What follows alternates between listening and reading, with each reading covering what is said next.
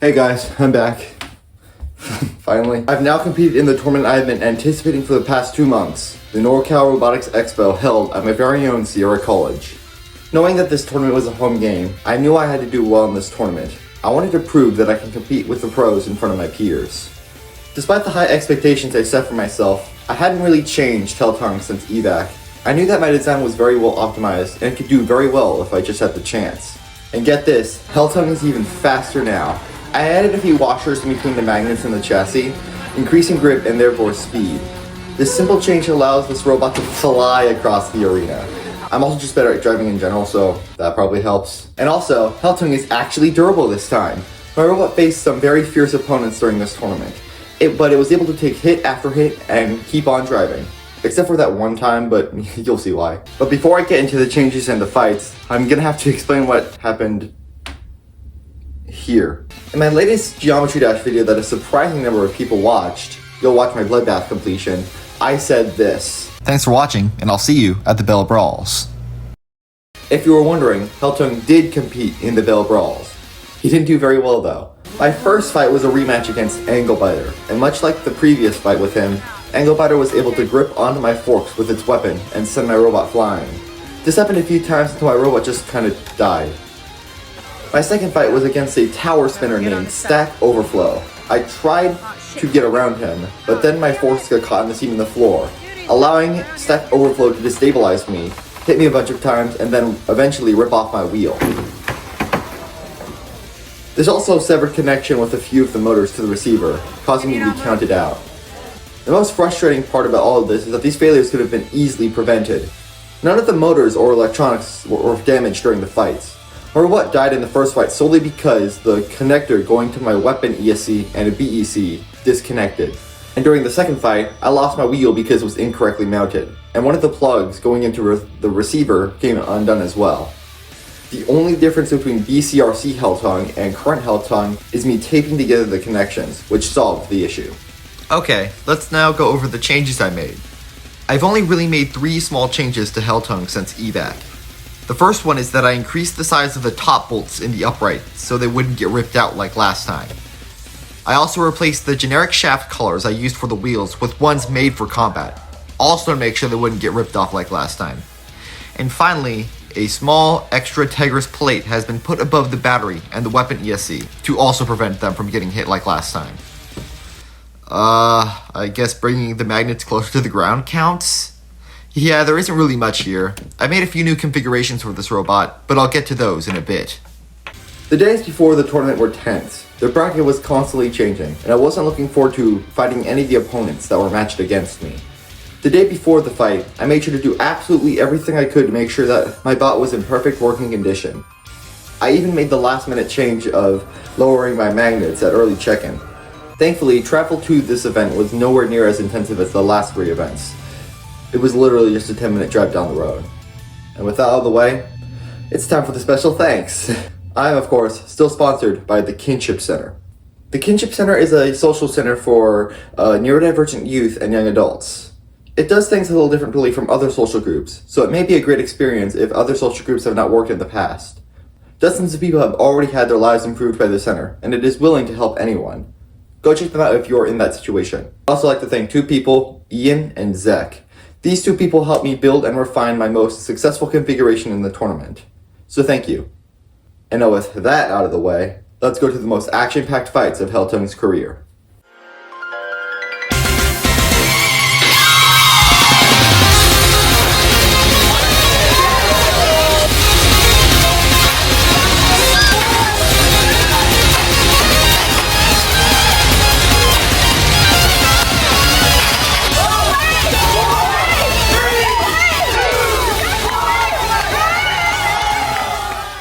Sierra College hosted the tournament in the cafeteria, meaning that the tournament was indoors, except for the multiple times we had to evacuate because of a lipo fire. Even though I really wanted to do well in this tournament, I wasn't very confident and I was freaking the fuck out, especially because of how the tournament was structured. Unlike a traditional double elimination bracket, the contestants were split into groups of 4.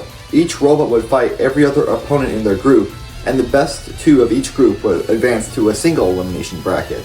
And the 3 other members of my group, 2 hammer saws and a melty brain. Especially considering how HellTongue did in its last tournament. I wasn't very confident at the time. I was like begging, like, please just win at least one fight before the end of the year, please dude. Eventually the brackets were finalized and my first opponent was the Melty Brain, unscheduled disassembly. Now, I was told that this robot would spin up way too fast for it to be able to box rush him. But then I thought, well, my robot was a Melty Brain, probably not as professionally built as Project Liftoff, and my robot was very fast, so I'm gonna try to box rush him anyway. So the match started, I box rushed him, and I completely missed. Now after this tournament, I have become aware of HellTongue's biggest design oversight. Despite being able to self-right very easily when inverted on both ears, HellTongue tends to lean over onto one ear when inverted, and it is very hard to do anything in this position, meaning I have to wait for the weapon to spin down before I can self-right. Thankfully, unscheduled disassembly is a dumb Melty, meaning it is unable to steer. Once I righted myself, I began to do the standard horizontal strategy. I spun out my weapon really fast and slowly approached with my wedge. And I only just noticed this as I was watching the slow motion footage, but unscheduled disassembly was spinning backwards. I eventually got him to slow down again. I saw the opportunity and I rushed him, blessing his top plate. And from that point on, unscheduled disassembly stopped moving.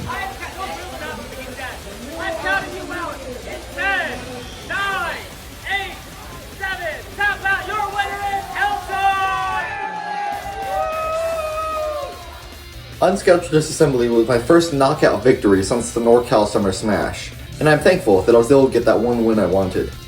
However, my next opponent was going to be a lot tougher. I was to face the Hammer Saw Overtone. Overtone is a very good robot that actually won second place at BCRC. But I tried to prepare for this, and I actually did come up with a Hammer Saw configuration with the stuff I had. Using the clever placement of screws, I was able to make a gap between my Tegris plates without eliminating its ability to self-right. I also designed and 3D printed a baleen.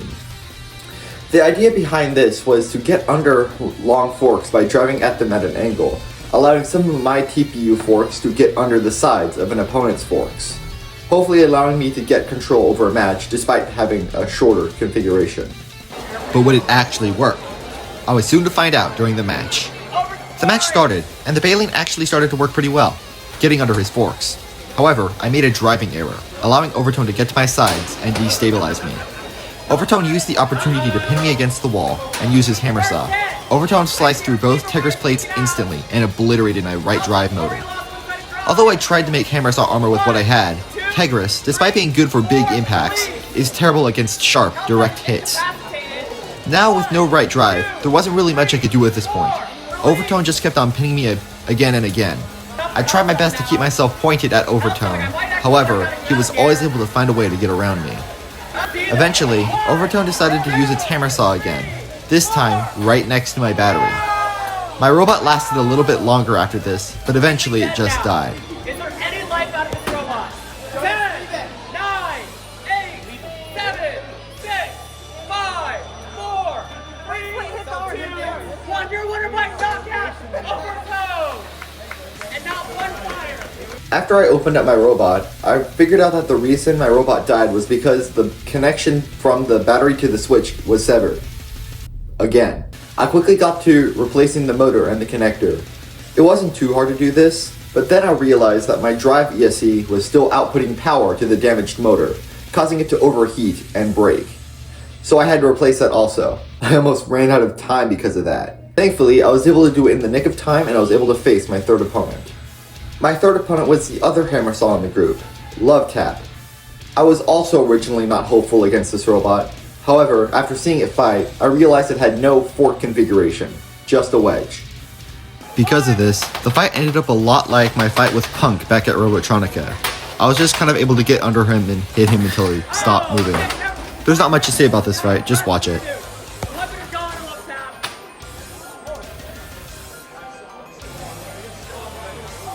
The weapon is just off the robot now. It has become significantly less dangerous. Oh! Is there life out of Love Tap? They still tap. Okay, I'm gonna try it now. Tap, tap. Your winner is HellTongue. In my group, Overtone won 3 fights, I won 2, Love Tap won 1, and Unscheduled Disassembly won 0.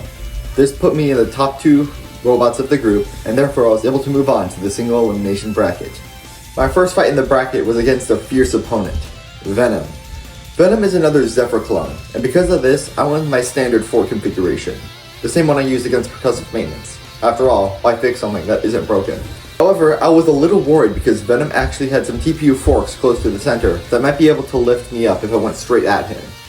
I figured my best bet was to use my high speed to try and get around him, and as the match started, it actually started to work. I could tell that the controls on Venom were not properly calibrated. The robot tended to oversteer, allowing me to reach his sides and launch him. With it working so far, I decided to continue playing extremely aggressively, pushing him as quickly as possible, often before he was able to turn to face me. There were a few times where I found myself in a disadvantageous position, allowing Venom to get some hits, but HellTongue was easily able to recover each time and keep up the pressure. Because of my early aggression, I was able to rip off Venom's TPU forks. Now I could start winning head-to-head engagements more consistently. Venom was able to take some chunks out of my armor because of his large range, but because he couldn't grab onto anything, I was able to control him very well despite this. With me constantly getting hits on Venom, the robot eventually began to chatter, and eventually I was able to rip off one of its wheels. The effects were minimal at first, but soon the driving ability of Venom started to decrease, and then, after another good hit, I was able to bend his left axle, rendering Venom nearly completely immobile. I thought this would be enough to get a knockout countdown, but then he was able to move just enough for the referees to say he was still moving, and so I kept on attacking. There wasn't much Venom could do at this point, and so the rest of the fight was near complete domination. However, just 30 seconds before the match ended, my weapon suddenly stopped spinning. But thankfully, Venom was unable to capitalize, and before I knew it, the match was over. 3, 2, 1, robot ball! The referee then asked if my weapon was still functional. I went to test it, and surprisingly it spun up again, allowing me to get a unanimous judge's decision. Advancing to the next round is HellTongue! I'm really proud of my fight with Venom. I was able to get control at the start of the match and keep control all the way until the end. It was also very fun. HellTongue did sustain some damage. However, it wasn't major, and the weapon seemed to work again after I resecured the weapon. Winning against Venom was both a blessing and a curse, because although I was able to advance, my next opponent was a rematch against Zephyr. This robot is terrifying. It has podiumed 6 times this year in some of the most competitive tournaments in the nation, and was even the winner of the BCRC tournament I was in. I knew that my chances of winning against Zephyr were low, but I was going to damn well try. I at first wanted to go with the same 4 configuration I successfully used against Venom. I think Zephyr's creator remembered the time I tipped him over at Scar, because when I saw Zephyr before the match, I realized that he installed some TPU forks close to the center, which would be able to get under my robot easily if I went at him head on. Upon seeing this, I said, "F it," and installed my Baleen instead. After all, Baleens work good against TPU forks, and it should also be able to go under his side forks, as those ones are not made to get under robots. The fight started, and we quickly found ourselves in a pushing match. Unfortunately, one of Zephyr's forks was able to get under it, allowing him to push me into a wall, inverting me, and because HellTongue doesn't self-right easily when on one ear, Zephyr used the opportunity to charge on me. For a good while, I was unable to get under Zephyr with my Baleen, causing him to launch me several more times. This happened because although my wheelie stoppers prevent HellTongue from flipping over when driving fast, they don't completely limit upwards movement. And because the Baleen is hard mounted, whenever I would drive at him fast, it would lift up, allowing him to get under me. This is also why I was able to get under him easily when he drove at me. Suddenly, this tide started to turn. I was able to take advantage of a destabilized Zephyr after a good weapon-to-weapon encounter. Zephyr then launched me again, but I was able to recover, and then take advantage of Zephyr after he got stuck in the wall. I got under him again, pushed him into the corner, and then this happened. I struck Zephyr's left driving pod, snapping it and bending his left drivetrain inward. The shock of this caused his receiver to malfunction, killing the robot.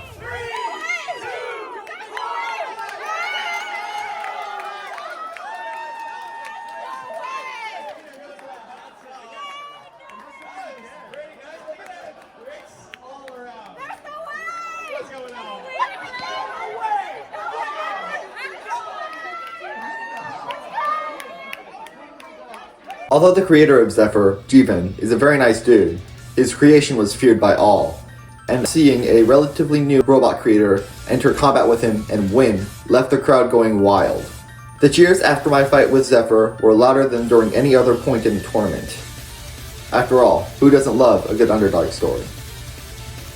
After probably one of the biggest upsets in NorCal robot combat history, I had some time to prepare for my next fight. But HellTongue was slowly becoming more and more damaged, and I knew I would not have time to replace everything. But everything seemed to work properly, so I decided to keep going. I didn't really have a choice. It's not like I had a spare robot to fall back on. It was time for the semifinals. My next opponent was to be RX-7, another disc spinner robot designed by the creator of F3, Blaine, who I now consider my friend. However, this was the first time I was going to fight him since Robotics, and he could have gotten a lot better since then. But I figured that as long as nothing broke on my robot, I was probably going to be fine. The match started, and I went with my usual ultra-aggressive strategy. This worked pretty well at first, as RX-7 drive strength paled in comparison to HellTongue's. But then, something broke on my robot. Suddenly, my weapon finally gave up the ghost and stopped spinning. I did my best to continue to try to control RX-7, but once he restabilized himself, the tide started turning. Because I had calibrated my robot steering to when the weapon was on, now that the weapon was off, I started to turn more than I wanted to, without the gyro to slow it down. This allowed RX-7 to continuously reach my sides. RX-7 had a larger range in HellTongue as well, meaning that he was able to hit my weapon and hub motor quite easily. Eventually, an unfortunately placed hit pierced through the TPU top armor, and actually went around the Tigris plate I had put there, causing my weapon ESC to explode. Thankfully, not my battery. I probably should have tapped out at this point, but I didn't because I am a reckless moron. HellTongue was crippled at this point. All I could really do was keep taking hit after hit. Even though it could still drive, it could not regain the ground game. And eventually, after a particularly nasty hit, I landed on top and in between my forks, causing me to get stuck in an upright position. From this point on, I could not move.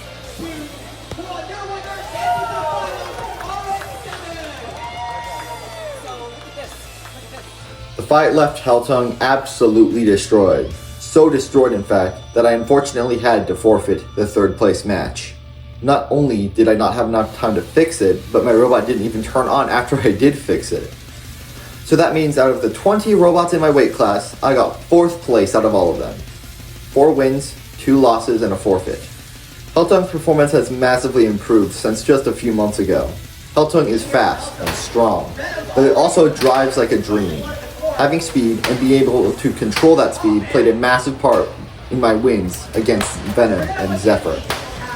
HellTongue is also far more durable than previous versions. Even after the fight with RX-7, the drive still worked, despite the front of the robot looking like I had put it through a shredder. Unfortunately, this will likely be HellTongue's last tournament. I doubt I'd be able to fix HellTongue with the parts I have right now, and I'd rather just spend the money making a different robot than spending it trying to fix this soon-to-be outdated design. Hey, so about that...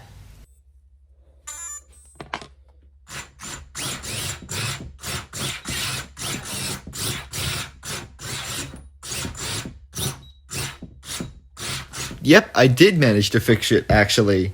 In fact, the only thing that was wrong was a single backwards receiver connection, meaning I turned the robot from looking like this to a almost completely functional robot in like an hour. So with HellTongue now fixed, I will probably compete with him in 1 to 2 more tournaments, or however long these parts that I have right now last. But I assure you, I have learned a lot from HellTongue, and my next robot is going to be scarier and deadlier. In the future, I'll probably have an anti-hammer saw config with a proper top and bottom titanium plate.